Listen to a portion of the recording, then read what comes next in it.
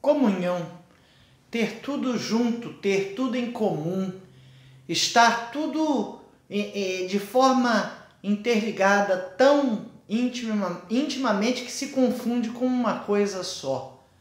Quando um casal casa com um regime de comunhão de bens, significa que a partir daquele momento, a partir do momento do casamento, tudo que eles ganharam e receberam serão dos dois, de forma comum. Comunhão vem desse radical comum, que é igual para todo mundo. E comunhão é uma coisa essencial na igreja. A igreja precisa ser uma só, precisa estar unida, ela precisa estar em comunhão. Se a gente não for uma coisa só, o sentido de igreja, o sentido de corpo de Cristo se perde. O nosso texto está lá em Efésios 4, eu vou ler os versículos de 1 a 6. Rogo-vos, pois eu, o prisioneiro no Senhor, que andeis de modo digno da vocação que fostes chamados, com toda humildade e mansidão, com longanimidade, suportando-vos uns aos outros em amor, esforçando-vos diligentemente por preservar a unidade do Espírito no vínculo da paz. Há somente um corpo e um Espírito, como também fostes chamados numa só esperança da vossa vocação. Há um só Senhor, uma só fé, um só batismo, um só Deus e Pai de todos, o qual é sobre todos, age por meio de todos e está em todos. Como latinos, nós temos esse costume, essa necessidade de estarmos juntos, de estarmos convivendo, a comunhão para nós implica estar juntos algum tempo fazendo alguma coisa. Se a gente não estiver junto fazendo alguma coisa, parece que a gente não está em comunhão. A igreja nossa é isso, tem muito disso no nosso DNA, vamos dizer assim. O latino, nós, brasileiros inclusive, temos essa necessidade do cumprimentar. O nosso cumprimento padrão é o aperto de mão, Alguns povos não há toque, o cumprimento se faz com aceno de cabeça, mas há uma distância que evita um entrar na área do outro. Nós não, nós necessitamos desse contato físico. Nesses tempos que a gente precisa manter o distanciamento, tem sido muito difícil encontrar um amigo e oi, como é que vai? Tudo bem? E não cumprimentar. Prova disso que alguns já estão fazendo toque de cotovelo, estão arranjando um jeito para ter um toque, porque isso tem a ver com nós latinos, nós aqui do Brasil. É um jeito todo peculiar nosso. E se a gente não está fazendo isso, a gente parece que não está junto, a gente parece que não está cumprimentando, a gente parece que não está interagindo. Essa é a sensação, esse é o sentimento que nós brasileiros temos com relação a isso que está acontecendo. Eu lembro da igreja lá em Brasília, onde eu participava, a PIB do Cruzeiro Novo, o pastor João, todo culto tinha um momento da comunhão e ele dizia, e diz até hoje, que eram necessários dar 16 abraços, que era muito importante. E realmente, o abraço é muito importante. E para nós brasileiros, ele se reveste de um significado assim fenomenal. Você já parou para perceber que a primeira coisa que a gente faz quando conhece uma pessoa estranha ou é apresentado uma pessoa estranha é estender a mão e ter um toque, um aperto de mão? Então esse é o nosso costume, essa é a nossa forma de ser, essa é a nossa forma de nos relacionar. E nesse momento em que as coisas precisam estar diferentes, isso tem sido muito difícil para todos nós, crentes e não crentes. Para todos nós que temos esse costume da proximidade, tem sido muito difícil fazer isso. né? É uma sensação muito esquisita, é algo muito diferente. O texto que nós lemos aqui, o título desse capítulo, né, começa, esse primeiro trecho está lá, a unidade da fé. Ele fala de unidade, de ser um, e ele fala de esforçando diligentemente preservar a unidade do Espírito no vínculo da paz. Então está falando das pessoas conviverem em paz, em união, como uma só, fala um só corpo, um só Espírito, um só Senhor, uma só fé, um só batismo, um Deus e Pai de todos, o qual é sobre todos, age por meio de todos e está em todos. Paulo está falando aqui de algo que tem que ser igual para todo mundo. Tem que ter um vínculo, uma unidade, um só. As coisas têm que estar misturadas de tal maneira que se tornem um. E muitos de nós estamos tendo muitos problemas para conseguir entender como ser um e não estar juntos. Como ser um sem estar juntos. Ocorre que as medidas que nós estamos tomando, tanto aquelas de distanciamento físico, de ter uma distância ao nosso, manter uma distância até o nosso irmão, por conta do espargir, né, das gotículas que lançamos quando falamos, porque entendemos, ou pelo menos detectamos até o presente momento, que esse vírus se transmite por gotículas de ar, por gotículas de saliva ou de espirro, né? Então a gente precisa manter uma distância suficiente para que não atinja a outra pessoa. Então esse distanciamento é pelo mesmo motivo que a gente quer estar juntos. A gente quer estar juntos por amor, por uma necessidade de unidade, por uma necessidade de relacionamento. E pela necessidade do relacionamento preservado, das vidas preservadas, é que temos deixado essa distância, é que temos deixado de ir a lugares comuns ou até de nos reunir de forma presencial. É horrível, a gente não gosta. Temos, graças a Deus, Deus nos deu uma bênção de ter essas ferramentas que nós temos hoje, mas veja, não são coisas que para nós parecem normais ou agradáveis. Esses dias me mandaram lá um filminho, um slide, né? O pessoal chama de meme, mas era uma figurinha de um desenho da década de 60, os Jetsons, e várias das coisas que a gente está fazendo hoje estavam previstas lá, videoaula, videoconferência, mas hoje a gente tem as ferramentas. Naquela época elas eram sonhadas, hoje elas são reais e estão à nossa disposição. Tem muito se falado sobre distanciamento social. Eu creio que essa não é a melhor expressão para a gente utilizar. A gente tem que ter um distanciamento físico, mas não podemos nos separar das pessoas. Nós precisamos ter o distanciamento físico, como disse, como uma forma de amor, como uma forma de preservar o outro, a saúde do outro, evitar a transmissão da doença, até mesmo porque nesse momento ainda não temos uma solução definitiva e eficaz para que resolva o problema. No momento que a gente tiver uma vacina comprovadamente, ou um remédio que funcione de forma comprovada e não tenha mais discussões, isso demora, infelizmente demora, mas no momento que a gente tiver isso, aí pronto, aí é questão de vacinar ou dar o remédio para todo mundo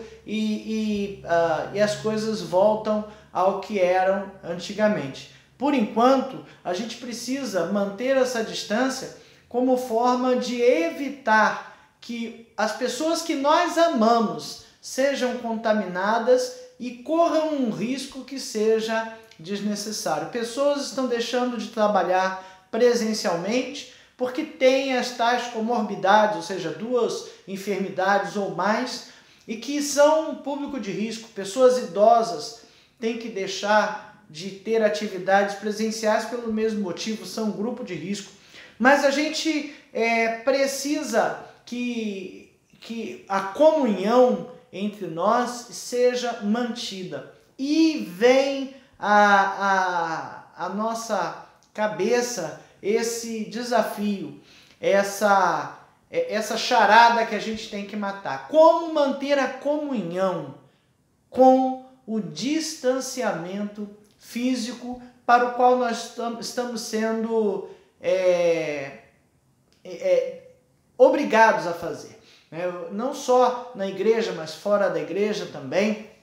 A gente tem sentido saudade de pessoas que até moram perto da nossa casa. A gente não tem visto vizinhos. Tá uma situação muito estranha, muito esquisita realmente. Mas nós vamos sobreviver a tudo isso. E com a igreja vamos conseguir manter a comunhão, porque a comunhão é algo sagrado, divino, é um dom de Deus. E essa comunhão precisa ser mantida a todo custo. Sem ela, a igreja não sobrevive. Sem essa comunhão, não seremos igreja.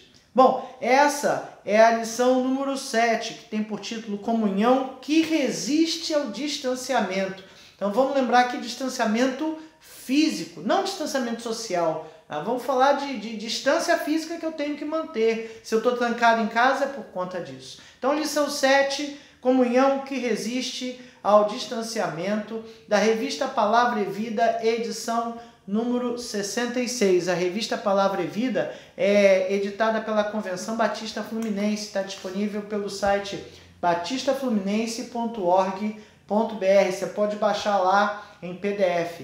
Essa revista tem por tema Esperança em Tempo de Quarentena, né? E a quarentena tem sido imposta a muito de nós, né? Na realidade, tem uns termos aí que diferenciam quarentena de distanciamento físico, mas, enfim, no fundo, estamos todos confinados com a nossa liberdade limitada a fazer coisas que antigamente a gente fazia de uma forma natural. Essa lição foi escrita pelo pastor Alexandro Abrantes Santana, ok? Então vamos lá. O primeiro tópico dessa lição fala que a comunhão é vital para a vida.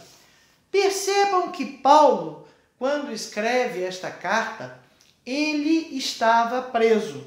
Vocês viram o primeiro versículo? Já começou assim: rogo-vos, pois eu, o prisioneiro do Senhor. Paulo estava em prisão quando escreveu essa carta aos membros da igreja lá de Éfeso, ok? E preso significa que ele tinha a privação de algumas coisas. O camarada, quando ele é preso, independente do motivo que o levou a isso, ele tem a privação primeira, né, da sua liberdade. Então ele já tem comprometido a sua liberdade de ir e vir, de fazer o que quiser e ir aonde quiser. O camarada que está preso, ele não tem essa liberdade. E com esta liberdade restringida, tem uma segunda consequência. Ele tem os seus relacionamentos também privados, né? Quer dizer, ele é privado de seus relacionamentos, o significado é diferente, né? Então ele não pode se relacionar com a mesma facilidade que tem ou que tinha com as pessoas da sua família. Veja que a regra, o correto, é que um prisioneiro não tenha celular, não possa falar com ninguém e fique ali contido aos relacionamentos que puder estabelecer dentro daquele ambiente que é um ambiente hostil, um ambiente agressivo, é um ambiente que não é nada tranquilo. E ainda, dependendo da necessidade de castigar um prisioneiro ou de disciplinar, né? A palavra politicamente correta é disciplinar, né? Mas é um castigo, né? Se o camarada estiver causando problemas dentro da cadeia, ele vai para a solitária, ou seja, não bastasse estar privado da liberdade, privado dos seus relacionamentos pessoais, aqueles com a família e com amigos, ele também vai ser privado, ele pode ser privado dos relacionamentos com outros presos. Então veja que a situação que Paulo está, ele está numa situação complicada. Naquela época ainda tinha outros agravantes. A cadeia naquela época não era sustentada pelo governo como é hoje. Então, hoje o camarada está preso, mas tem casa, comida, roupa lavada, ou lava sua roupa e tem o seu alimento, o seu sustento ali. E dependendo de como for, a família ainda consegue um auxílio reclusão. Então, dependendo ali da situação, ele é bem amparado pelo Estado. Na época de Paulo não era assim. Na época de Paulo, o camarada era preso. E o que queria comer? Dependia de alguém levar comida para ele, dependia de alguém levar uma roupa limpa, dependia de alguém levar condições para ele tomar um banho ou pelo menos se limpar um pouco. Se isso não fosse feito, o camarada ia ficando ali, ia definhando. Então Paulo está numa situação caótica, ele está numa situação de privação dos seus relacionamentos pessoais, da sua liberdade, e isso remete a uma solidão. O camarada que está preso, ele pode até ter uma visita, mas na maior parte do dia, ele, se conseguir se relacionar com outras pessoas ali, até consegue ter algum relacionamento. Mas veja que é um ambiente complicado, né? Você se relacionar com outras pessoas, em que interesses, fazendo que coisas, fazendo o que o dia todo. Por isso que às vezes o preso precisa ter uma ocupação para que possa ter alguma coisa ali para conseguir nutrir os seus pensamentos ali. Paulo vivia então um momento de solidão, apesar das visitas que de vez em quando tinha, dos apoios, mas ele vivia um momento de solidão. E a solidão é um mal que causa outras e outras e outras consequências. Ela causa ansiedade, ela causa angústia, ela causa baixa autoestima e pode chegar até num quadro depressivo. Veja que a gente está vivendo bem isso nesses momentos, né? Nós, apesar das ferramentas de conferência, de encontros virtuais, de lives, né? A gente começou usando essas ferramentas para fazer reuniões Zoom e Meeting, né? Fazer o culto da igreja, uma reunião, enfim. E logo a gente viu jovens começando a conversar, a fazer salas de bate-papo com essas ferramentas para se relacionar. Já vi gente estudando com uma ferramenta dessa aberta, só para estar ali estudando junto, você na sua casa, eu na minha, e ninguém falando nada, eu só olhando, né? Olhando pela telinha o que o outro está fazendo. Veja que situação interessante, que situação complicada que nós chegamos, porque as pessoas buscam um certo companheirismo, buscam um certo contato, nem que seja pela telinha de um celular ou de um notebook ou de um tablet. Mas Paulo não tinha essas ferramentas. Paulo estava ali confinado, isolado, quando alguém o ia visitar e tinha um tempo, podia ficar com ele lá, era o tempo que ele tinha para se relacionar, é o tempo que ele tinha para escrever uma carta, para ditar uma carta, não sei se foi escrita, ditada, como foi, mas era o tempo que ele tinha para falar com alguém, transmitir alguma coisa. Ele, nessa situação, sabia muito bem que individualismo numa igreja não dá ruim. Uma igreja que vive ou que tem questões de individualismo, elas não sobrevivem, elas fracassam. A gente não tem como fazer tudo num ambiente de igreja. Por mais que a gente seja bom, por mais que a gente desdobre em várias áreas, a gente não consegue fazer tudo. Eu preciso em algum momento ter alguém me ajudando. Eu preciso em algum momento dividir tarefas. E dividir tarefas não é fácil. Sabe por quê? Porque muitas vezes a gente faz uma coisa muito bem feita e a pessoa que vai fazer pra gente ou com a gente não faz tão bem feito assim. Ou não é que faça bem feito ou mal feito, mas de repente ela faz de um jeito que não é o jeito que eu gosto. E eu preciso aceitar, eu preciso depender, eu preciso tentar ajudar ela para fazer de um jeito talvez melhor, de um jeito que tenha um resultado melhor, mas eu preciso aceitar o que ela pode, o que ela consegue fazer.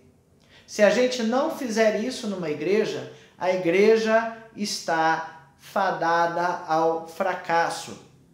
A comunhão, o relacionamento, ele é vital para que a igreja sobreviva. Não tem como uma igreja sobreviver com individualismos. Até mesmo porque os individualismos criam várias coisas, criam vícios. Então a igreja só sabe fazer uma coisa de um determinado jeito, porque é sempre aquele irmão que faz aquilo, não é isso? O dia que aquele irmão não tiver, então não vai fazer porque ninguém sabe, né? Cria alguma questão talvez de ego, de sentimento de territorialidade. Já viu isso na igreja? O camarada, aquilo ali, isso aqui é meu, ninguém faz, sou eu que faço, isso aqui sou eu que sei fazer, é assim que se faz, né? Então veja que essas coisas não vão fazer com que a igreja sobreviva. Quando a gente está falando de pregar a palavra, a gente sabe que algumas igrejas têm uma tônica, outras têm outra tônica, né? Uma abordagem, outra abordagem. Tem igrejas que tentam ter uma cara mais de jovem, outras tentam ter uma cara mais de clássica, mais de antiga, né? E essas situações todas são importantes. A gente não pode dizer que uma é e outra não é igreja, né? A gente precisa entender que, como diz aqui no versículo 6, há um só Deus e Pai de todos, o qual é sobre todos, age por meio de todos e está em todos. Versículo 3, esforçando-vos diligentemente para preservar a unidade do Espírito no vínculo da paz. Olha o que Paulo fala aqui. Paulo fala que a gente tem que fazer uma força. Tem que fazer força. Sabe por que a gente tem que fazer força? Porque a gente tem que fazer força. Se não fizer força, a coisa não sai, né? Então ele está lá, ó, com toda a humildade e mansidão que eu tenho que ter, que o irmão tem que ter, que todos nós na igreja temos que ter. Humildade no que fazemos, mansidão, não é isso? Com longanimidade, ser longânimo, a palavra é grande, né? Grande como a paciência que a gente tem que ter com todas as coisas que nos cercam, não é isso? Suportando-vos, eu gosto dessa palavra, suportando-vos aos outros em amor, porque suportando tem vários significados, né? Tem o significado de dar suporte. Se alguém está dando suporte ao outro, quer dizer que assim, pode ser que seu trabalho para mim não seja o perfeito, mas eu estou tentando te ajudar, estou te dando suporte para você fazer o seu trabalho da melhor maneira possível. Que é o seu, não, na realidade é o trabalho da igreja, o trabalho de Deus, o trabalho do reino. Então, dando suporte uns aos outros, mas também tem a ideia de suportar, de aguentar. Quem dá suporte e apoia também é aquele cara que aguenta, né? E às vezes a gente acha o irmãozinho chato, vou fazer o quê? Às vezes eu sou chato, vou fazer o quê? As pessoas não se acham chatas, né? Geralmente elas acham as outras chatas, mas às vezes eu sou chato. E eu sei que eu sou chato demais com algumas coisas. E as pessoas precisam me suportar. E eu preciso suportar as outras. Então, eu tenho que suportar os outros, uns aos outros, né, com amor, em amor. Esforçando-vos diligentemente, ou seja, é para fazer força e para fazer força com bastante atenção, com bastante persistência, né? Mantendo aquele, sabe quando você está mantendo a atenção em cima de uma determinada coisa? Então, é para fazer força, esforçando-vos diligentemente por preservar a unidade do Espírito no vínculo da paz. Então é para fazer força, para que a gente não entre em choque, né, em discussões desnecessárias, discussões que não vão ajudar a ninguém. A missão é ir por todo mundo, pregar o Evangelho a toda criatura, batizando-as em nome do Pai, do Filho e do Espírito Santo, ensinando-as a guardar todas essas coisas que eu vos tenho mandado. Como disse Jesus, essa é a missão. É isso que a gente tem que fazer, né? E no meio dessa missão, algumas discussões, não vou dizer que não sejam importantes, mas são importantes no nível teológico, né? Discutir alguns detalhes são muito importantes no nível teológico. Mas a gente não pode esquecer de trazer essas discussões para a nossa vida prática. A nossa vida tem que ser prática. A gente tem que ter um vínculo da paz na unidade do Espírito de forma prática. Então, cuidado, né, com o que a gente discute, como a gente discute. Precisamos estar atentos ainda. Outra tradução fala: façam todo o possível para se manterem unidos no Espírito, ligados pelo vínculo da paz. Sem um relacionamento íntimo, sem a comunhão, uma igreja não sobrevive. E precisamos estar sempre atentos a isso. Então, comunhão que é vital para a vida nossa. O homem, um ser social, precisamos nos relacionar, e a igreja, feita de homens, de pessoas, né, de seres humanos, ela precisa se relacionar uns com os outros. Precisamos estar juntos e misturados. E é aí que vem o problema. A gente não consegue muitas vezes entender como vai fazer isso se a gente não está junto pessoalmente. A gente está junto à distância. Bom, o segundo tópico da nossa lição fala a comunhão, que é fruto da dependência. Paulo faz aqui no versículo 4 uma observação, uma comparação, uma ilustração da igreja com o corpo humano. Há um só corpo e um só espírito, como também fostes chamados numa só esperança da vossa vocação. Então Paulo aqui faz um paralelo, ele gosta de fazer alguns paralelos nas suas cartas, nos seus ensinamentos, nas suas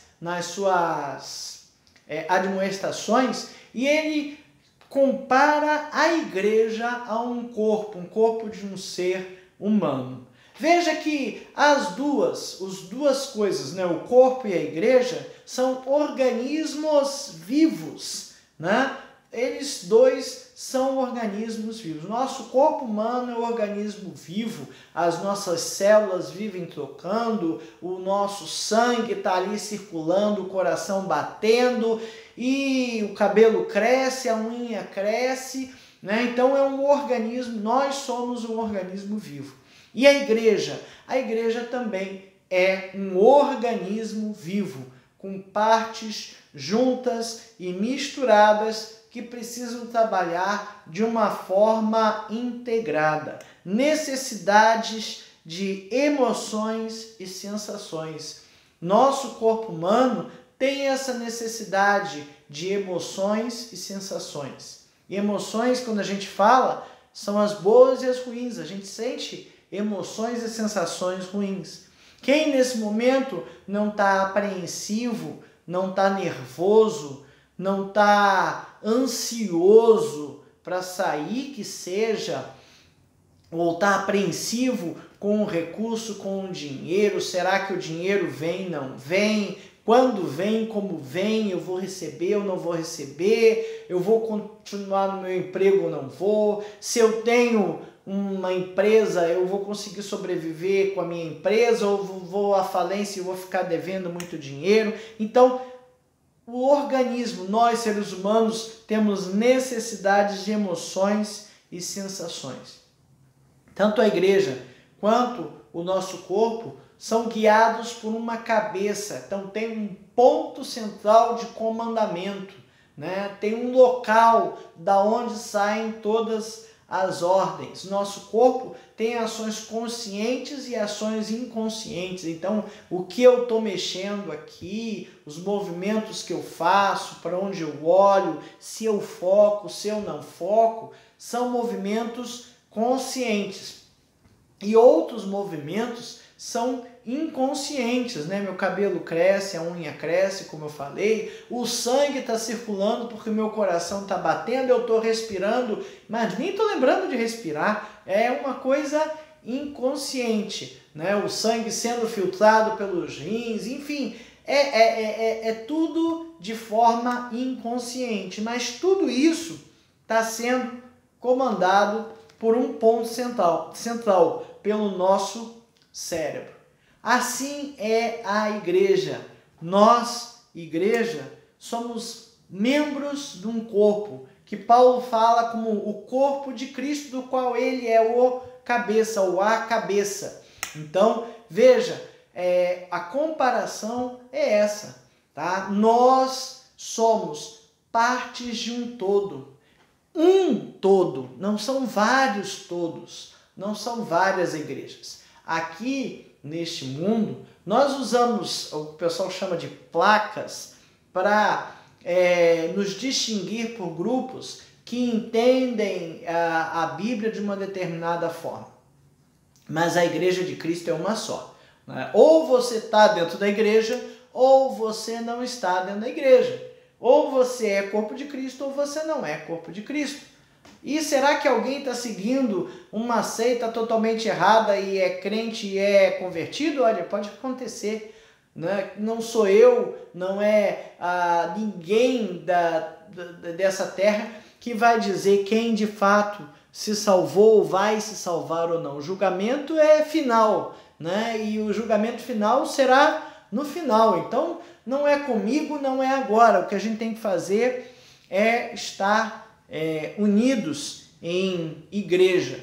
E, claro, a gente precisa discernir, e eu não estou dizendo que não é para fazer isso. A gente usa a expressão placas para subdividir ou dividir a igreja em grupos de forma de crença diferente. Então, os batistas primam pelo batismo por imersão, e já a presbiteriana entende que pode ser por aspersão.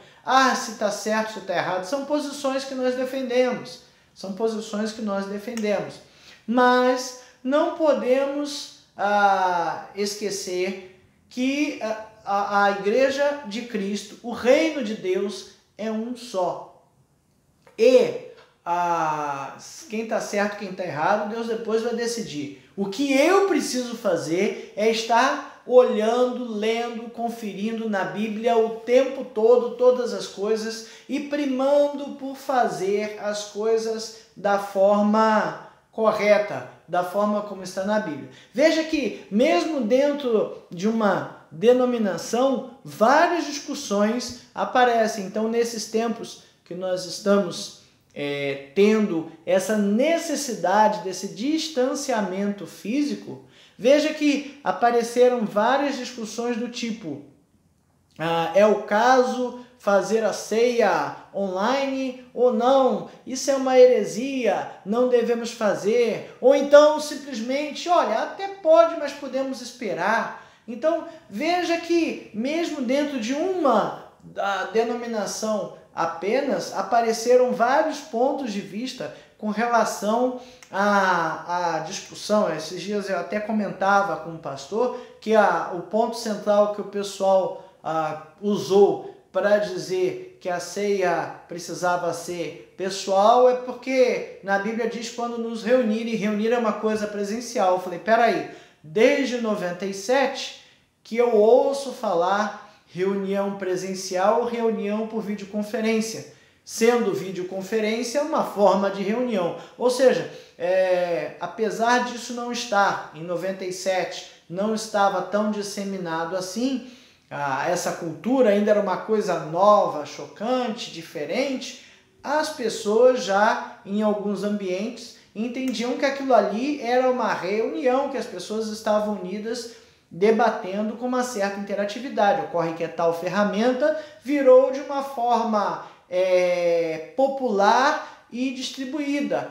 ao passo que eu posso usar um computador que está no meu bolso, que é o celular, o smartphone, para fazer isso. Então, veja, e com maior qualidade do que eu tinha em 97, né? A imagem que eu estou gravando e mandando por YouTube nem se compara ao padrão de imagem que eu tinha em 97.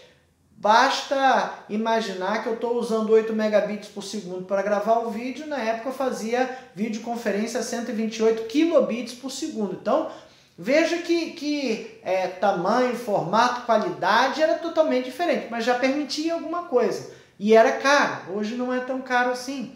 Então, veja que, apesar de das discussões aparecerem e das dissensões, vamos falar assim, acontecerem, porque existem os cristãos, uns crentes que são radicais em alguns pontos, né? E alguns pontos que não estão totalmente abordados na Bíblia, porque assim, naquela época não tinha videoconferência. Então, quem sou eu para dizer que pode ou que não pode, né? Que estava ou que não estava. Então, o que é importante? É importante entender que somos membros de um corpo, tá certo? Pode ser que um é o pé direito, outro é o pé esquerdo. Não sei. Isso aí cabe a Deus, cabe a Cristo dizer qual é o nosso lugar no corpo, que posição devemos ocupar e que função devemos desempenhar. Não é isso? Então, a importância e a relevância de todos os membros do corpo são iguais. São totalmente iguais. Veja que um dedo do pé não é mais importante do que um dedo da mão. Dependendo do dedo que eu perder no pé, eu tenho dificuldade de me equilibrar. Ou eu até vou me equilibrar com a planta do pé, mas com o passar do tempo eu vou ter dores fortes na planta, enfim, né? Então, Cristo é o nosso cabeça, que dirige o nosso corpo, o corpo de Cristo, que é a igreja. Cada um com uma parte, cada um sendo uma parte, um pedaço, e todos com a mesma importância. O corpo fica doente por um pedaço ficar doente. Antigamente as pessoas morriam de infecção generalizada por causa de um cortinho desses que a gente tem, um cortezinho pequenininho de faca, mal desinfectado, mal limpo, fazia uma infecção que era generalizada e chegava a uma sepsemia. Então, hoje não. Hoje a gente consegue correr e sabe que quando aquilo ali começa a piorar, a gente já está vendo uma inflamação, uma infecção e corre para que aquilo ali seja curado. Dependendo do que acontecer, a gente chega até a amputação do pedaço, né? Para preservar o resto do corpo. Jesus dirige nossos passos. Ele é o cabeça que dirige os nossos passos. Veja que o corpo tem que estar coordenado. Então imagina um pé seu querendo andar e o outro pé querendo correr. Imagina se eles tivessem vontade própria, né?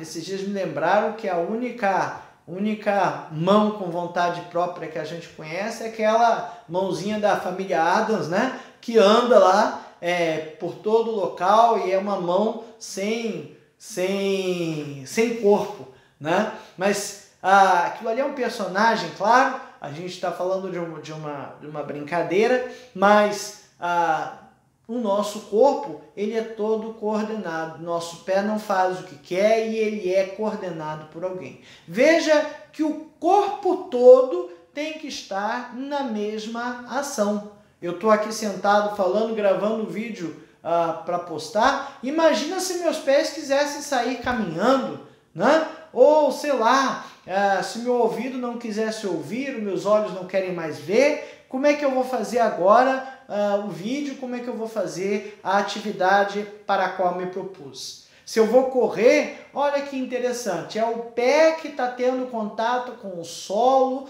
ele é meu ponto de apoio, meu ponto de equilíbrio, mas as pernas têm que transmitir ao pé a força para ter a tração, para correr, o quadril tem que se equilibrar, os braços muitas vezes a gente tem que movimentar para dar o equilíbrio, para dar uma aerodinâmica, não é isso? A respiração precisa acompanhar, porque esse exercício todo, o corpo vai consumir mais energia e consumindo mais energia, eu preciso de oxigênio para poder queimar a glicose, sem oxigênio não tem queima de glicose e para ter mais oxigênio, o batimento cardíaco é elevado para que o sangue circule mais rápido e troque oxigênio com as células mais rápido. E trocando oxigênio com as células, ele precisa trocar oxigênio com os pulmões. Então, naturalmente, eu tenho que respirar mais e respirar mais apressadamente. Veja que o corpo todo tem que trabalhar, a cabeça tem que estar enxergando para onde vai, mantendo o equilíbrio, desviando dos obstáculos, mantendo um foco num determinado ponto, senão a gente cai. Ou então quando a gente corre na esteira, né? É interessante correr na esteira, mas se você estiver correndo e olhando para tudo quanto é lado, daqui a pouco você se estabaca no chão. Porque você perde o equilíbrio, tem que manter um ponto fixo ali, olhando num determinado ponto, senão você perde o equilíbrio. Então veja que o corpo todo tem que estar no mesmo movimento, indo na mesma direção. E o corpo de Cristo vai na direção que Cristo aponta, ou pelo menos deveria ir, não é isso? A missão que acabamos de falar é a direção, vai para lá, ó. Ide, pregar o evangelho a toda criatura, ensinar, batizar, ok? Até que ele volte. O corpo todo, para fazer essa tarefa de correr, tem uma interdependência. Uma parte depende da outra. Como eu falei, a respiração precisa aumentar, a circulação precisa aumentar, porque o oxigênio tem que chegar mais rapidamente às células que estão queimando energia para poder cumprir aquela tarefa ali que está sendo desenvolvida, a tarefa da corrida ali. E a igreja? A igreja tem que ser igualzinha. Essa interdependência das partes nós chamamos de comunhão. As partes têm que trabalhar juntas. Se elas não tiverem juntas e ajustadas, as coisas não funcionam bem. Uma máquina mecânica tem que ter todas as suas peças, todas as suas engrenagens muito bem ajustadas. E olha que estar ajustado não é estar necessariamente pressionado, né? Tem peças que eu preciso ter pressão, tem peças que eu preciso não ter pressão. Quando eu falo de engrenagens, eu não posso ter uma atolada dentro da outra. Tem uma determinada distância que tem que ser mantido para que os dentes funcionem bem. Quando eu tenho uma polia, né, unido ali dois cilindros ou alguma coisa, tem uma certa tração. Eu não posso ter mais tração naquela polia ali, senão ela vai arrebentar. Não posso ter tração demais, senão os rolamentos patinam e o movimento não é transmitido. Veja que nós estamos, como corpo, precisamos estar bem ajustados, trabalhando com uma máquina que funciona direitinho. Sabe, uma máquina dessa que não tem os ajustes corretos, sabe o que ela faz? Joga energia fora. E nós, como corpo de Cristo, quando estamos brigando, quando estamos sem essa interação, quando estamos sem esse ajuste, o que nós fazemos é jogar energia fora. Então, irmãos, essa comunhão é fruto de dependência. Para que a gente tenha comunhão, a gente precisa ter e praticar a dependência uns dos outros. O terceiro tópico da nossa lição fala que comunhão que é presença mesmo na ausência. Então, já falei aqui de Paulo preso e ele precisando ter comunhão com os seus irmãos que estavam ausentes, porque ele estava ausente, né? Mas no versículo 6, ele fala que um só Deus e um só Pai de todos, o qual é sobre todos, age por meio de todos e está em todos. Então, Paulo está falando aqui que a presença de Deus, sem a presença de Deus sobre nós, em através de nós, não há comunhão. Comunhão, como eu falei no início, ter tudo em comum, ser uma coisa só. E o que nos faz ser uma coisa só é a presença de Deus. A presença de Deus em todos, por todos e agindo por meio de todos, né? Sobre todos, agindo por meio de todos e em todos é que nos faz sermos um só. Veja que aspecto interessante os apóstolos e discípulos tiveram que aprender. Eles por 3 anos estiveram dia e noite convivendo com Jesus. Ali se relacionando o tempo todo. Os apóstolos de uma forma mais intimista, né? De uma forma mais integrada, e os discípulos, aqueles que vinham e estavam com Jesus o tempo todo, toda hora que podia, todos aqueles que o seguiram. Aí Jesus morreu, ressuscitou e foi para o céu. E aí, acabou a igreja? Não acabou a igreja. Aí, os apóstolos e os discípulos tiveram que aprender a conviver, a estar em comunhão com Cristo sem a sua presença física. Jesus, quando voltou, encontrou os pescadores pescando. Olha só que coisa estranha, né? Estranha, porém interessante, mas deveria ser normal, não é isso? São pescadores que tinham que estar pescando. Só que eles deixaram de ser pescadores de peixe para serem pescadores de homens. E a impressão que a gente tem é que eles voltaram para aquela atividade, deixando de lado tudo que Jesus havia ensinado. No primeiro momento, talvez eles tenham tido aquele sentimento de que agora acabou, agora já foi, agora encerrou. Mas Jesus apareceu para eles e mostrou que ele havia ressurreto e que era para apacentar os seus cordeiros, que era para pastorear a igreja.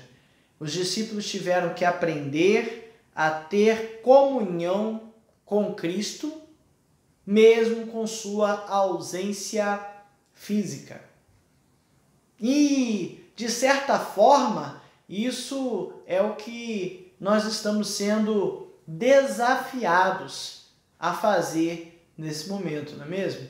Nós não estamos podendo ter a comunhão, a presença física com os irmãos, mas estamos sendo desafiados a ter comunhão, a estar juntos, unidos de alguma forma, sem essa presença física. Veja que os discípulos tiveram que praticar muita oração, reflexão e fazer ações baseadas nos ensinamentos de Cristo, né? Nós, como igreja, temos esse costume, esse costume de que nós precisamos estar no domingo na casa do Senhor, ou como dizia o versículo, o servo do Senhor vai à casa do Senhor no dia do Senhor. Só no dia do Senhor, não vai no outro dia não. Só vai no dia do Senhor, né? Mas a gente tem essa ideia do domingo como dia do Senhor, que a gente tem que estar na igreja,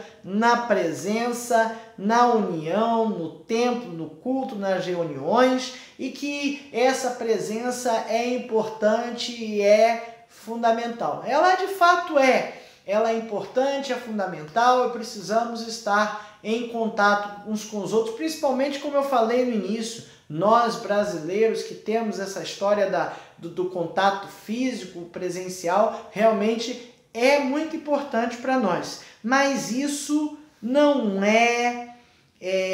não pode ser o essencial, o físico não pode ser o essencial, não pode ser a base da nossa comunhão. Nós precisamos entender que comunhão também é estar cuidando uns dos outros, estar ligando, estar mandando uma mensagem no Zap, estar fazendo uma vídeo, conversando, trocando ideia, estar integrados uns com os outros, para que a gente possa estar ajudando, né? Estar nos relacionando com essas pessoas. É difícil porque nós entendemos muito que comunhão tem a ver com essa presença física e pessoal entre nós. Mas é mais importante que o nosso Deus esteja presente em todos nós, né? Quando Paulo estava preso sozinho, né? Ele escreveu essa carta para Efésios, como eu disse, mas ele não se sentia sozinho, né? A sua mente e seu coração estavam cheios da presença e em comunhão com Cristo. E se ele estava em comunhão com Cristo e a igreja estava em comunhão com Cristo, então eles estavam em comunhão. O Mestre está aí com você. O Mestre está aqui comigo. Cristo está conosco. Isso a gente vai entender, isso a gente vai conseguir sentir, isso a gente vai conseguir viver cada momento em que a gente estiver buscando estar na sua presença. Esses tempos de afastamento físico têm nos dado alguns tempos de sobra. Caminhando aqui para a conclusão, muitos deixaram de ter o seu trabalho físico presencial, né? Tiveram o seu trabalho agora por teletrabalho. As crianças não estão tendo aula, então aquele tempo que eu gastava de levar e buscar a criança na escola, isso aí, olha, já me reduz quase 2 horas até 3 horas por dia de deslocamentos. É absurdo, mas é uma viagem de 1 hora, outra na hora do almoço, outra depois do final do dia, e o trânsito, e corre para lá e corre para cá, e agita, cansa, a gente está descansado dessas coisas. Apesar de algumas atividades, essas atividades estão sendo lights, né? A correria do dia a dia fazia com que nós tivéssemos várias coisas passando desapercebido. De repente as pessoas tiveram que se olhar no espelho, se encarar, perceber coisas que não percebiam, relacionar-se com pessoas que moravam na mesma casa, mas que não conseguíamos nos relacionar. Que coisa absurda, que coisa louca, né? Eu estar morando com pessoas e não me relacionando com elas, mas a gente tem essas coisas acontecendo, sempre teve essas coisas acontecendo. E agora nesse momento do coronavírus, do hashtag Fique em Casa, né? Algumas pessoas tiveram que estar em casa o tempo todo com seus filhos, com sua família, com seu esposo, com sua esposa, mais tempo para conviver, né? Alguns já dizem que 2020 foi um ano perdido, que o que a gente fez em 2020 foi lavar a mão, passar álcool e usar máscara. Eu quero crer que eu consegui em 2020 fazer coisas que eu não conseguiria ter feito em outros anos. Eu quero crer que 2020 tenha me dado tempo para parar e pensar em coisas que eu precisava pensar, que tenha me dado o tempo para eu voltar a me relacionar com aquelas pessoas que eu precisava me relacionar de uma forma maior, melhor, mais intensa, que 2020 tenha me dado um tempo para eu me reconectar com a minha própria família, com os meus filhos, com a minha esposa, com as pessoas que nos cercam. A gente precisa aproveitar esse tempo, precisa aproveitar. E eu digo aproveitar porque as coisas estão de fato mais devagar, então a gente tem tempo para fazer aquilo que a gente dizia que não tinha tempo. O que já era de fato uma grande falácia, né? Porque Deus deu 24 horas para todo mundo a cada dia. Você faz com elas o que quiser. É bem verdade que, como eu falei, gastava 3 horas de trânsito por dia, então era menos 3 horas no dia, agora eu tenho 3 horas a mais. E o que eu estou fazendo com essas 3 horas a mais? Eu estou me reconectando com a minha família, ou eu estou caindo lá nos filmes e vamos olhar série atrás de série e vamos deixar essas coisas aí, né? Vamos aproveitar esse tempo para que a gente consiga nos reconectar com família, com igreja, com Deus, orar mais, ler mais a Bíblia, estar mais na presença de Deus, buscar essas coisas todas, buscar a comunhão com Deus. Cuidado, esses tempos de isolamento físico, de distanciamento físico, têm feito com que várias pessoas entrem num ritmo de depressão, num ritmo de solidão, num ritmo angustiante. Não deixe com que isso aconteça. Esteja atento a essas coisas, ansiedade, depressão. Não deixe, antes que... Tudo bem, depressão eu sei, é uma doença física, mas ela é desencadeada por algumas coisas. E quando a gente se predispõe a estar deprimido, a estar triste, abatido, isolado, a coisa toma uma dimensão muito maior. Então a gente não pode deixar isso acontecer. Vamos aproveitar para olhar para o que nos une. O que nos une é Cristo. Não vamos olhar para o que nos separa, vamos olhar para o que nos une. Vamos buscar a nossa comunhão em Deus. Para pensar e agir, o que eu e você temos feito para preservar a comunhão na igreja, a comunhão com os irmãos? Ligue, busque os irmãos, mande mensagens, converse, interaja, participe das atividades online das nossas igrejas, da sua igreja. É importante estar online. É frio, é muito frio, com certeza é muito frio, mas veja, ainda a gente tem essa ferramenta. Vamos aproveitar o que a gente tem. Tem pessoas que trazem prazer com a sua presença, tem pessoas que têm prazer com a sua presença e outras têm prazer com a sua ausência, né? Que tipo de pessoa eu tenho sido? Será que as pessoas têm me visto como uma pessoa cuja ausência preenche um espaço? Esses dias eu ouvi essa expressão. Tem pessoas cuja ausência preenche um espaço. Ou seja, é melhor que ela não esteja presente do que ela esteja ali.